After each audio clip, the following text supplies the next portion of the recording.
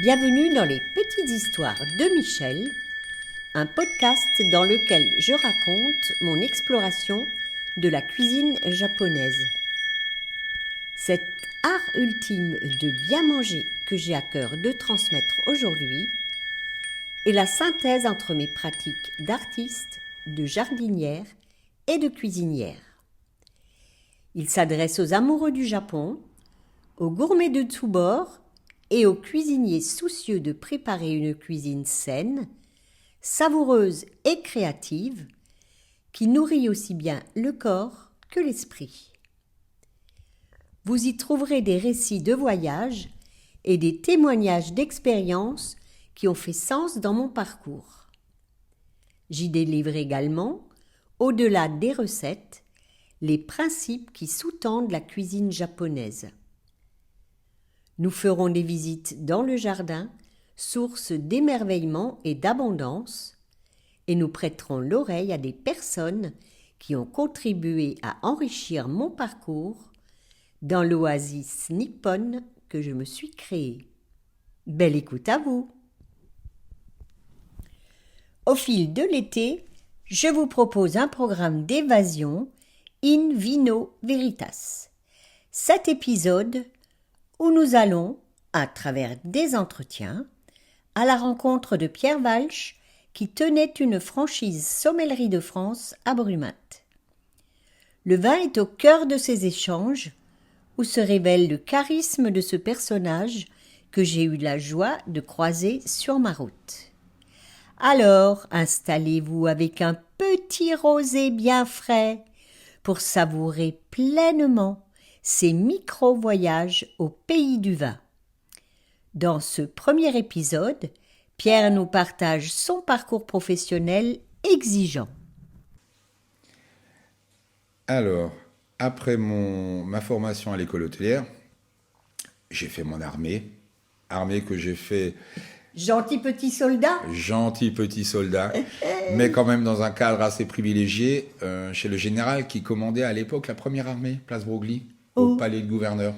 C'est un très beau bâtiment, c'est le bâtiment qui est à droite du théâtre. Oui, Voilà. oui. C'est cette espèce de bâtiment avec un petit parc à l'avant. Oui, je vois, une maison style voilà, allemande. Voilà, c'est l'hôtel des Broglie, ça s'appelle. Ouais, voilà. ouais. Et là-dedans, il y avait un général 5 étoiles, qui est le grade le plus élevé dans l'armée française, où j'étais son maître d'hôtel. Voilà. Après, je suis parti travailler au Crocodile, chez monsieur et madame Young, où je pensais pouvoir travailler parce que je savais plein de choses. Et ben en fait, je savais rien. Je savais rien, je suis arrivé, madame Young m'a dit « Vous ne savez pas grand-chose, mais on va vous apprendre ». Et cette dame, qui était très dure, hein, parce que c'était dans les années 80, il y avait encore ce côté très hiérarchisé dans les maisons, un peu comme dans l'armée. Les grandes maisons. Voilà, Quoi. puisque dans un restaurant, tu as ce qu'on appelle les chefs de rang, les demi-chefs de rang, les maîtres d'hôtel. En cuisine, ça s'appelle les chefs de partie, les commis. En fait, c'est très hiérarchisé et beaucoup de grades, comme dans l'armée. Et c'est un état d'esprit armé quand même. Hein, Oui. voilà. Il faut que ça tourne. Hein. Il faut que ça tourne avec des relations humaines qui sont quand même un peu, un peu filtrées, un peu dirigées par ce côté grade et par ce côté ancienneté et par ce côté...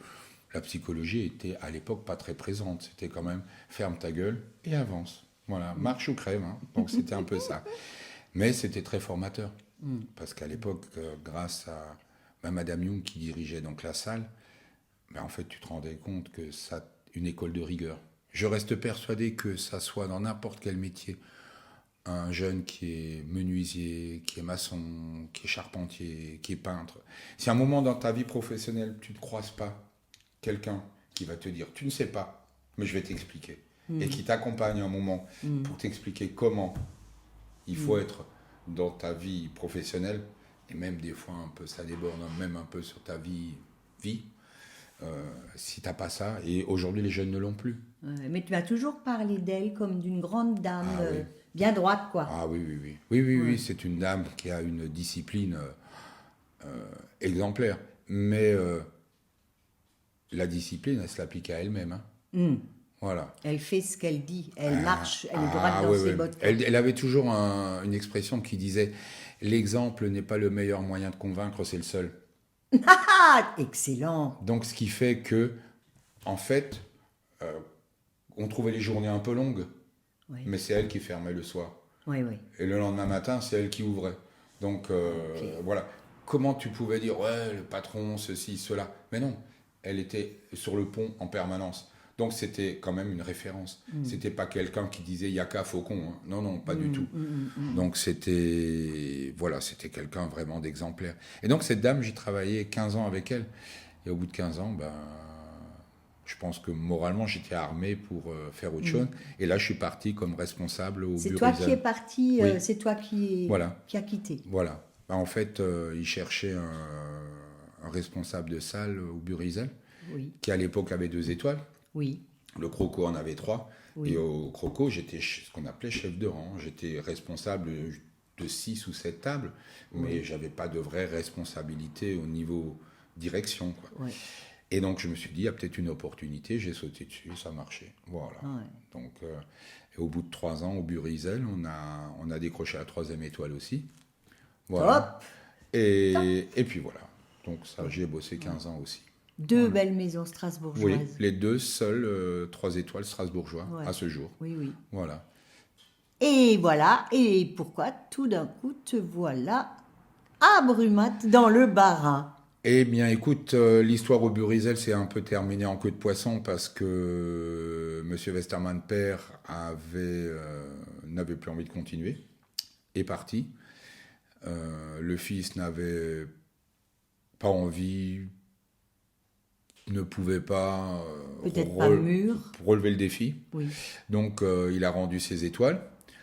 Et oui. Oui, il a rendu ses étoiles. Je pense qu'il aurait de toute façon pas pu les garder. Il y a eu des successions comme ça qui ont marché, hein, Oui, chez Berlin, oui. chez Blanc, où le fils a travaillé pendant des années avec le père. Il y a eu une succession tout en douceur.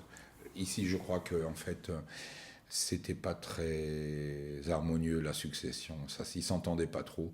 Donc le père est parti, le fils a repris, et donc il y avait plus de place pour moi, quoi. Ouais. Donc voilà, je me suis retrouvé au chômage, à rien faire. Et là, c'est compliqué. Et là aussi, c'est une belle expérience. Parce que de 3 étoiles dans un directeur de salle, dans un 3 étoiles, à te retrouver au Pôle emploi, à pointer, c'est compliqué. Il y a eu, au passage, il y a eu un procès au prud'homme. Mais enfin, bon, tout ça, ce sont des détails. Maintenant, à l'époque, c'était un peu compliqué. Et je me suis dit, c'est un signe. Maintenant, je ne veux plus faire de restauration. J'avais fait 2-3 étoiles en 30 ans, quoi. Donc, je pense qu'il fallait passer à autre chose.